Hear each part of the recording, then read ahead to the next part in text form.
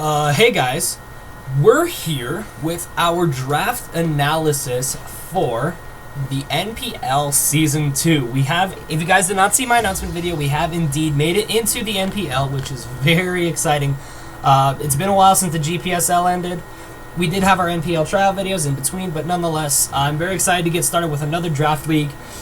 We are the coach of the Reno Regis, so real quick, a huge shout out to FreezeDryJaz, whose Twitter and YouTube will be down in the description below. He's the guy who helped us make this awesome Reno Regis logo. It turned out terrific. I'm so happy with it. Oh, yes, it's perfect. So, we are in the NPL Season 2. The league is owned by Sheerforce, whose YouTube and Twitter should be down in the description below. He's also a coach in this league, the coach of the Long Island Golducks. So, let's just go ahead and get started with what we drafted. But actually, before we get started, I should explain how the draft works. Now, we were 10th overall in a 16-team draft, meaning it goes 1, 2, 3, 4, 5, 6, 7, 8, 9. Then we go 11, 12, 13, 14, 15, 16. Then it's a snake order, so 16 goes again, then 15, 14, 13, 12, 11, then we go again, and then back down, back up, and we get 11 picks. Now, our 11 picks have to consist of 1 tier 1, 1 tier 2, 2 tier 3s, 1 tier 4, 1 tier 5, a Mega Evolution, and then 4 free picks. Now, these tiers are not standard Smogon tiers. They are actually based off of the tiers that the GBA uses, if you guys know what those are. But basically, they're valued. They're things like, basically, it's how Pokemon are valued. So, top tier threats like Scizor and Excadrill and Heatran and stuff like that, those are tier 1. Good Pokemon, but not great Pokemon, for example, things like Rotom-Wash, I think Florges. I'm trying to think of some other things. But things like that, those are tier 2. Most UU stuff you'll find in tier 3, things like Chestnut and Honchkrow, things like that. Tier 4 is mostly RU stuff, and tier 5 is pretty much all the really bad Pokemon. So, the way the free picks work was that you get 400 points to spend on 4 Pokemon from any tier. And each tier is worth a certain amount of points. Like tier 1 is 180, tier 2 is 120, tier 3 is 100, tier 4 is 60, and tier 5 is 40. However, that 400 points that you get to spend on the free picks could go up or down depending on whether or not you take advantage of franchising or lower tier megas. Now, what franchising is the 8 returning coaches had an opportunity to franchise something that was previously on their last season's NPL team. And our 8 newbie coaches had the chance to franchise anything that was on a previous coach's team that's no longer in the NPL, or wasn't drafted in Season 1. So we have a wider variety, of course, but it's more competitive. The way the franchises worked was that out of all the new coaches, whoever had the latest pick got top priority for their franchise, meaning since we are 10th overall, we are the last of the new coaches to go, meaning we got first priority for our franchise, and we did indeed take advantage of franchising. Which I will explain later. Excuse me. But at the penalty of franchising, you lose some points. So if you franchise something from tier 1 or tier 2, you have 360 points instead of 400 points. If you franchise something from tier 3, 4, or 5, you have 380 points instead of 400. However, that number can also go up if you take advantage of lower tier megas, and I will actually pull up all the lower tier megas right now. Not for you guys to see, but I can list them off. So, if you got a tier 2 mega, you got plus 40 points, and those megas were Aerodactyl, Aggron, Ampharos, Blastoise, Deontay, Garchomp, Gyarados, Heracross, Manectric, Pidgeot, Sharpedo, Slowbro, Swampert, and Tyranitar. Tier 3 megas, you got plus 60, and those were Banette, Beedrill, Houndoom, and Sceptile. A tier 4 mega, you got plus 80, which was Abomasnow, Audino, Glalie, and Steelix. And tier 5, you got plus 100, which was Camerupt, just little old Camerupt. Any other megas that I didn't list off are in tier 1, except, I believe, Megalodios, and Mega Metagross were banned, and then all other Ubers megas were banned, so like Gengar, Blaziken, Mawile, Salamence, things like that. That music came out of nowhere. It scared me a little bit.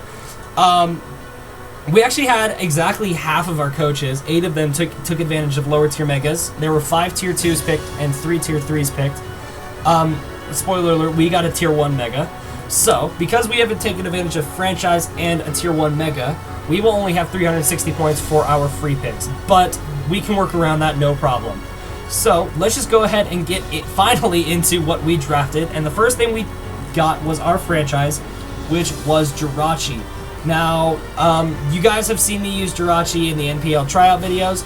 You also saw Grant using it in the GPSL. It's an excellent Pokemon in the format, just because if you look at those stats, it's got base 100 in every stat, meaning it can do virtually anything.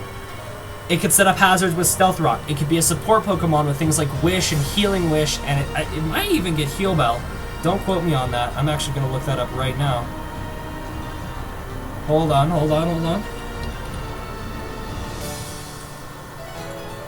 I was wrong. It does not get Heal Bell, but it does get Healing Wish, Stealth Rock, Wish, all kinds of crazy good stuff. And it's just a really good Pokemon. It can be very good specially offensive. It can be very good physically offensive. It's got a great move pool. So, it could be good physically offensive, specially offensive, physically defensive, specially defensive. It's not the slowest thing in the world either with base 100 speed. But, of course, we have to talk about the Troll set. Now, anybody who's ever laddered an OU has probably seen a Iron Head Jirachi and you just can't seem to do anything. That's because of its ability Serene Grace, which doubles the chances of secondary effects occurring. So because Iron Head has a 30% chance to flinch, that goes up to 60. Thunder Punch has a 10% chance to paralyze, that goes up to 20. Shadow Ball has a 20% chance to lower special defense, that goes up to 40. So, it's known for being a hacksy mod because of the Iron Head set. However, I'm going to try to avoid using the hack set as much as possible, although I'm not afraid to fall back on it, worst case scenario. Don't get me wrong on that, but I do want to show off the other things that Jirachi can do, which is be a good versatile mod. And because it is so versatile, I decided to obviously build my team around this franchise pick. Now, my next 3 picks are revolving around Jirachi, and it's something a little bit ambitious, well, ambitious for lack of a better term, but it's something I think will work, and it's a strategy I call the triple core. Now, just pretend like I know what I'm talking about for a sec. Indulge me, because usually I don't. But I wanted to get a Pokemon that could form good defensive synergy with Jirachi, good offensive synergy with Jirachi, and good support synergy with Jirachi. So, our next pick was our Mega Evolution, and it's our defensive Pokemon to go along with Jirachi, which was Mega Venusaur. Now, Mega Venusaur has base 123 defense and 120 special defense, backed up by a base 80 HP. That's what it's called. I was about to say attack for some reason. So, it's a very good mixed wall. There's not a lot that can take it out, due to the fact that Mega Venusaur, once it Mega Evolves, gets Thick Fat, which takes care of the fire and ice weaknesses that it would normally have, meaning its only weaknesses are flying and psychic. I have something that resists both of those things, being Jirachi. This is my defensive core.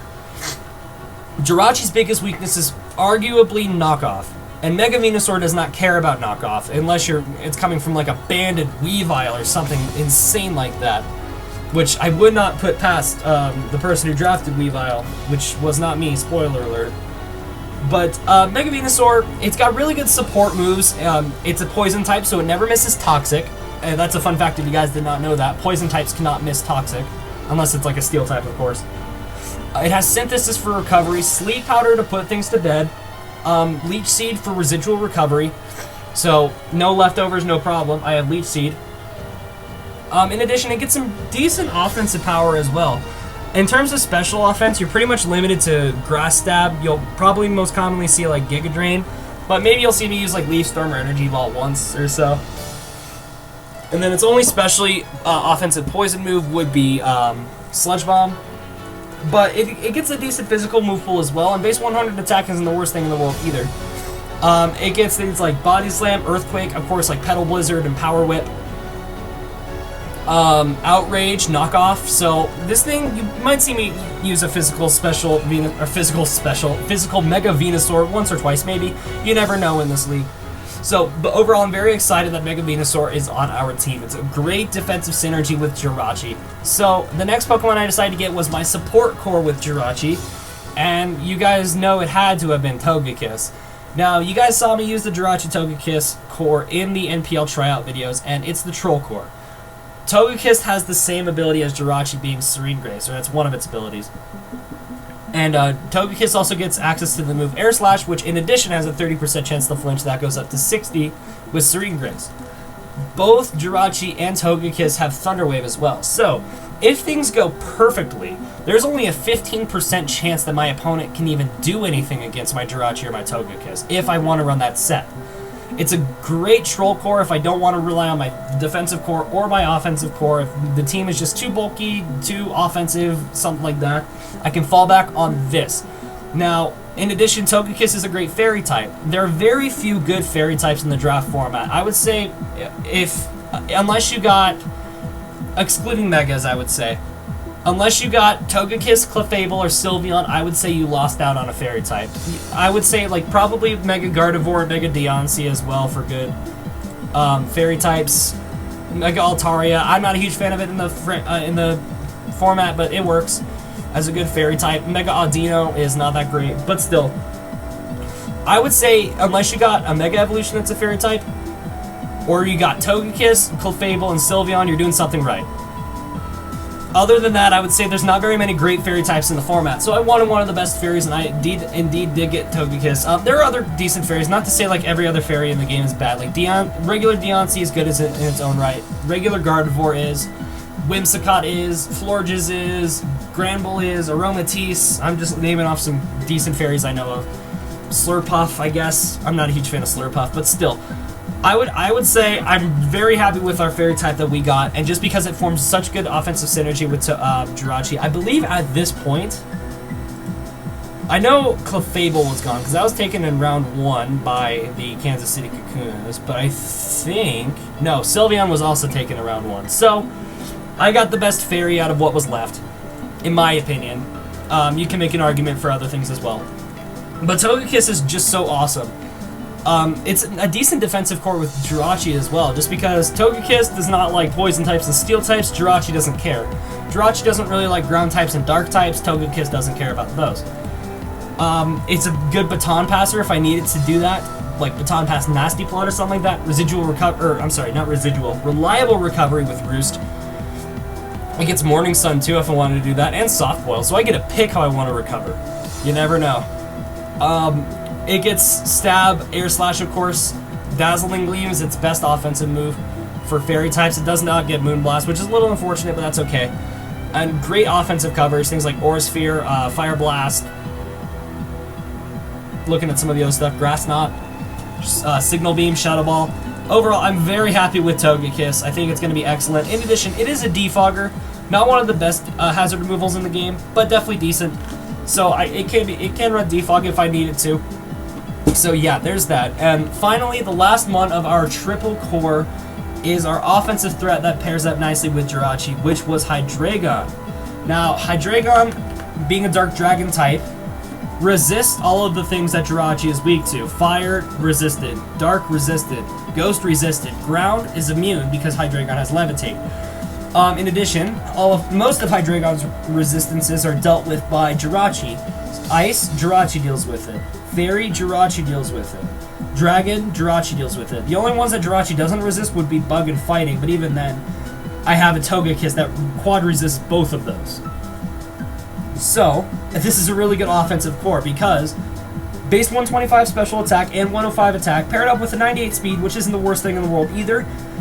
Hydreigon is going to be an excellent member of our team. It does complete our Fairy Dragon Steel Core with Jirachi, Togekiss, and Hydreigon, which is awesome. It does start up a Dark Psychic Fighting Core, which I think kind of people sleep on a little bit as well. But overall, I think Hydreigon is just going to be excellent. It gets so many different offensive moves, access to U-turn.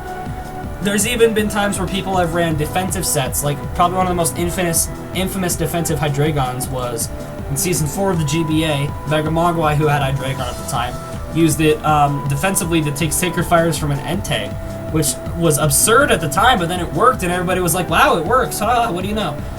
It just gets so many great moves. Hydreigon is such a great offensive threat. If people are going to look at my roster and just go Hydreigon, look at Hydreigon and say that thing's not a threat, there's a problem. I'm very excited. The only bad thing I can really say about Hydreigon is its quad weakness to Fairy. But I do have two of the best resistances to Fairy in the game, being Jirachi and Mega Venusaur. In addition, there's no such thing as Hidden Power Fairy because Hidden Power was employed before Gen 6. They didn't change the code, blah, blah, blah. There's no such thing as Hidden Power Fairy. So, I can research everything that gets a Fairy Stab move and be prepared for it. I'm never going to be surprised by Hidden Power Fairy, is essentially my point. So, very happy we got Hydreigon. Moving on to the next pick, we kind of just got to get a supporting cast at this point. Things that can help Jirachi, Mega Venusaur, Togekiss, and Hydreigon be excellent. And one of those things would be reliable hazard removal. So, I originally wanted Donphan, but that got taken. Literally, I think Donphan was taken literally the pick after I got Hydreigon, so that was out the window quickly. So I got one of the next best Rapid Spinners, which is Tentacruel. Now, Tentacruel does add an additional Poison type.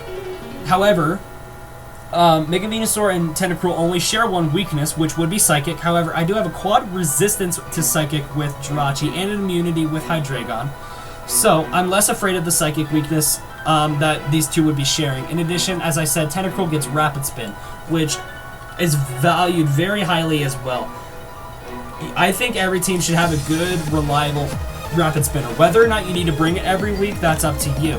Just because you have the threat of possibly getting rid of hazards makes them think twice about bringing hazards. It's the idea of it.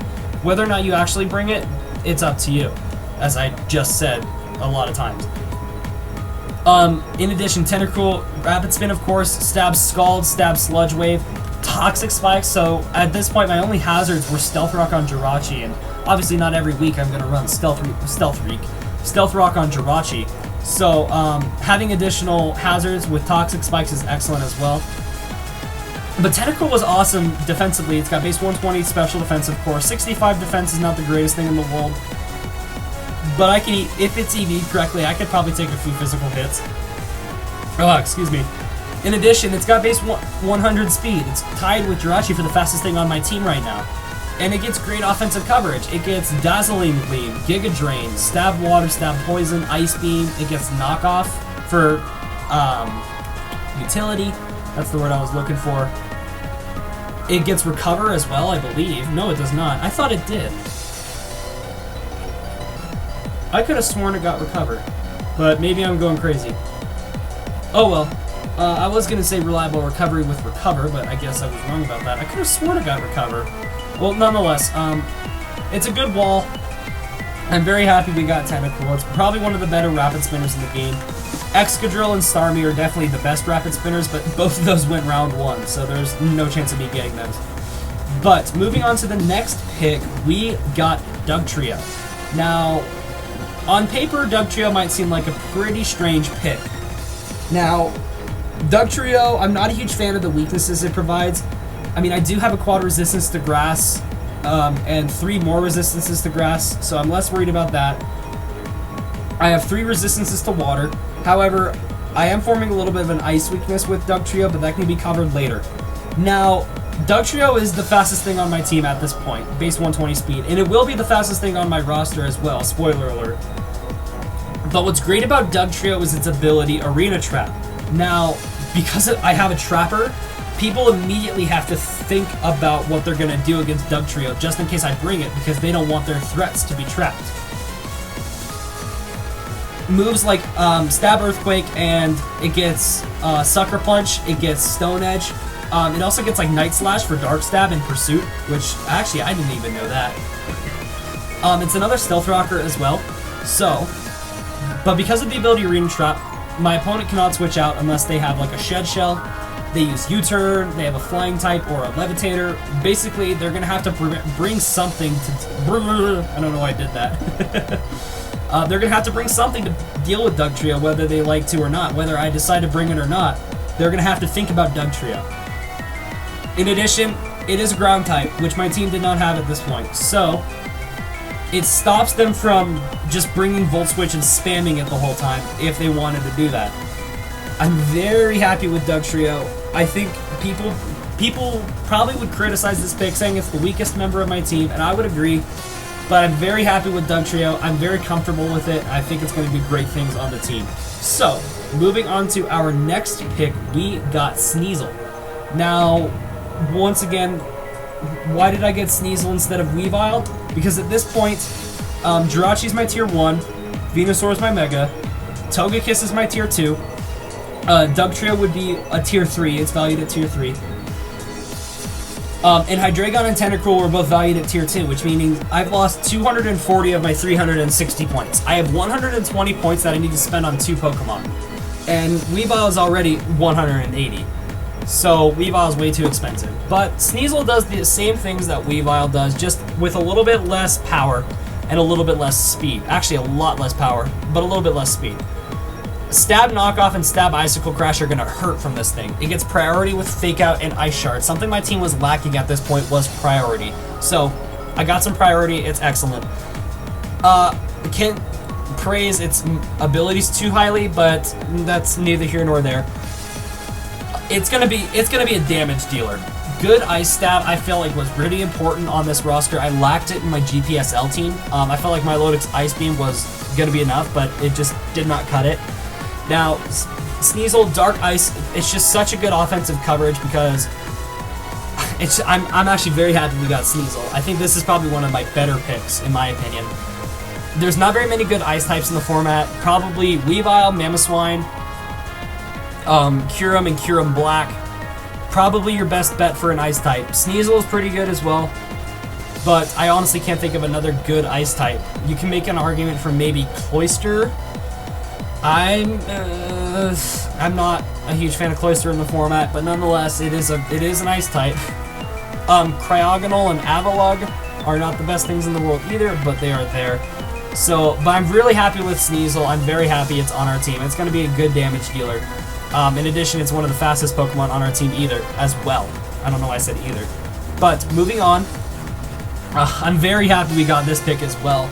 We got a very familiar face that I'm sure you guys are pretty happy to see back on our team, and it is Rotom-c.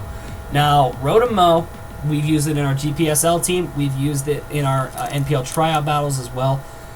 I knew at some point I wanted to get a rock type, a fire type, and an electric type. However, paired with Jirachi and Tentacruel, and only having Togekiss and Hydreigon that are immune to ground, I was going to get a pretty massive ground weakness that I did not want to have to deal with. So, I thought I'm going to get an electric type that's immune to ground. I thought of Electros, and that got taken. I was so desperate. By the way, the Thunderouses and Zapdos are way too expensive at this point. I believe all of them are tier 1. I think Thundurus Therian might be tier 2, but it's probably tier 1.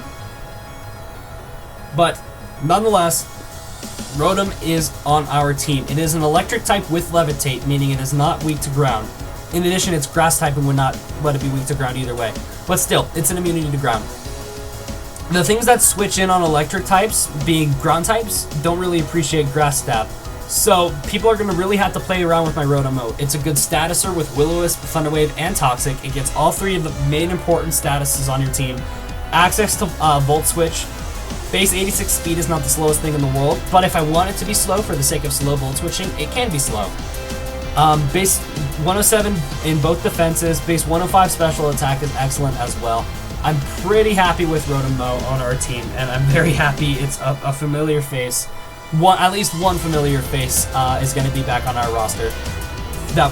I'm very comfortable with Rotom-c, I think you guys have seen, so it's going to be excellent. I'm very happy that Rotom is back on our team. Moving on to the next pick.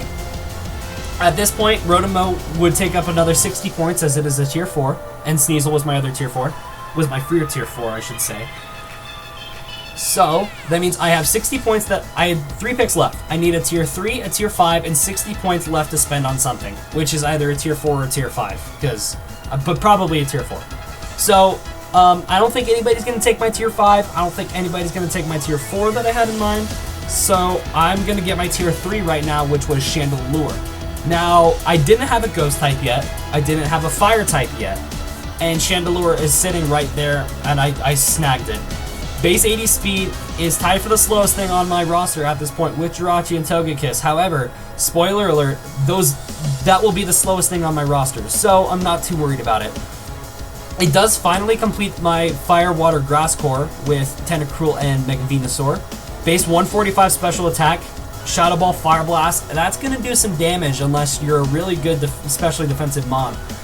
I get things like Energy Ball and Psychic for coverage. And I'm so happy that we got Chandelure. I think it's going to do wonders for this team. I just don't know what else to say. It is a Rapid Spinner, or a Rapid Spin Blocker, excuse me. Worst case scenario. So I do have that going for me, which is nice. Base 80 speed. I keep repeating myself. Chandelure, I'm pretty happy it's on our team. I think it's going to do great. So moving on to our next pick, we got our tier 5. I originally wanted Aerodactyl, but that got taken pretty early, so we got Archeops instead. Now, as I said, at one point I wanted a rock type, however, I still don't want too big of a ground weakness, so I decided to get a rock type that's immune to ground, being a rock flying type. Now, base 140 attack and 110 speed, base total 567. Why is this thing a tier 5? It's because of its ability to Defeatist. Now, what Defeatist does is, if my health ever drops below half, I believe it's my attacks and special attack that gets lowered. Let me check. Oh my god, I can't spell. Archeops. Defeatist. Well, it's my attack and special attack, not my attack and speed. So, I'm going to be doing a lot less damage when I'm at half health. However, I have base 110 speed, which is the third fastest thing on my team. Not a lot's going to break that 110 speed barrier, so I do have that going for me. I'm going to be able to get a big hit off before I take probably a pretty big hit. In addition, Archeops is a Stealth Rocker user and a Defog user, worst case scenario. Unless, in case like I don't fit my other hazard removal or hazard setters on the roster that week. It gets access to U-Turn for initiative, Roost for recovery if I actually live a hit by some Snowball's chance of health, and great offensive coverage. Stone Edge, Earthquake, Knockoff, Aqua Tail, Dragon Claw, U-Turn as I already said. Unfortunately, it doesn't get the greatest flying stab in the world. I'm pretty much limited to like Aerial Ace or Acrobatics, but I can work around that as well. I already have a good offensive flying type with Togekiss, so I'm less worried about that. I feel like I cover Archeops' weaknesses all pretty well. I mean, water is probably going to be the biggest problem for me, just because of Dugtrio and Chandelure. Well, I guess I do. I have Rotom and Venusaur and Hydreigon and Tentacle, which resisted, so maybe less so. Electric, I have an immunity in Dugtrio. I have two of the best resistances to Electric in the game, being Venusaur and Rotom-o. I'm not worried about that. Ice, again, I'm more worried about the ice weakness. I do have Jirachi that resists it. I have Tentacle that resists it, and I have Chandelure that resists it. However, I do have Togekiss and Hydreigon and Dugtrio and Archeops and Rotom-o that's weak to it. I also have Sneasel that resists it. So ice is going to be a bit of a problem for me. But we can play around that, and we can work with it. So, the last Pokemon I got was a Tier 4 Pokemon. Using my last 60 points, I got Sock. At this point, I was missing probably one of the most important stabs, in my opinion, in the format, which is Fighting Stab. Base 125 attack, close combat is going to be doing some serious damage. Unless you have, like, the Great Wall Cofagrigus, which Rezilient stole from me. I'm still pretty salty about that. But that is a discussion for another day. Excuse me, I keep itching my nose. Two really good abilities with Sturdy and Mold Breaker. Great coverage with Close Combat, Ice Punch, Fire Punch, Earthquake, Knockoff, Thunder Punch, Zen Headbutt, Stone Edge. I think Sock is going to do a lot of good things for my team. It gets Bulk Up for setup, Sub Bulk Up maybe, you never know. The draft format is just almost infinite, so you never know what you'll see out of me. I'm very excited we got Sock. I think it's going to be one of the best fighting budget stabs in my opinion. And base 85 speed is nothing to be worried about either. I'm pretty happy with our speed tiers as well, which you guys will see actually right now. You guys can see all of our average base stats over there on the right. Our lowest being HP and our highest being speed. Our fastest Pokemon is base 120 Dugtrio, but our slowest Pokemon would be Togekiss, Mega Venusaur, and Chandelure at base 80. I definitely don't have the slowest team at all. I got pretty decent bulk with special defense and defense, really good offenses with attack and special attack.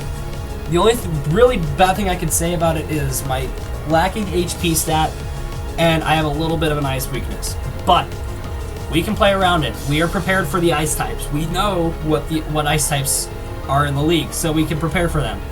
For example, our week 1 opponent, which you guys will see our schedule right now, our week 1 opponent, the Borussia Darkrai, coached by Rezilient, a very familiar face to me, has Mamoswine. I already know that he has Mamoswine, so I'm going to be able to prepare for it. I guess the best way to just try to put out what I'm saying is, I know when the ice types are coming, so I can prepare for them. But you guys can see our entire schedule as well. Our divisional matches with the Darkrai, the Marowaks, and the Gogoats. So we'll play them week 1, 2, 3, and 10, 11, 12 as well. All the middle, and then just the sandwich of weeks 4 through 9 are going to be other divisional or conference games, and from the other conference as well. So I'm very excited to get started with the NPL. As you guys can see, our week 1 opponent is the Borussia Darkrai, aka Rezilient. One of the very few opponents you guys have seen me lose to. In fact, I've only ever lost to 3 people in the draft format league, and you guys have seen all 3 of them. And 2 of them are in this league. Rezilient and Adam the Bee's Knees, who actually ended up winning the tournament, if you guys were curious. He ended up winning the tournament, so that's a guaranteed spot for him. We do not play him. He's the coach of the Kansas City Kakunas. So we do not play Adam. We kind of wish we did, be honest, but nonetheless, we do play Rezilient twice. And more importantly, we play him immediately. We play him week 1. So we're going to have to get ready for that battle.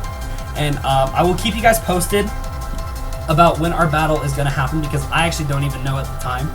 But for right now, let's get some little advertisement things out of the way. Once again, a huge shout out to FreezeDryJaz, who made our Reno Regis logo. His YouTube and his Twitter will be down in the description below. The owner of the NPL, Sheer Force, also the coach of the Long Island Golducks, will be down in the description below. In addition, every coach whose YouTube channel I can find will be down in the description as well. So, thank you guys for checking out this video. If you're excited for the NPL, let me know. Leave a like, leave a comment, subscribe if you would like to see more of the NPL, which will be upcoming. And I'm very excited to get started, so I will see you guys in the next one later.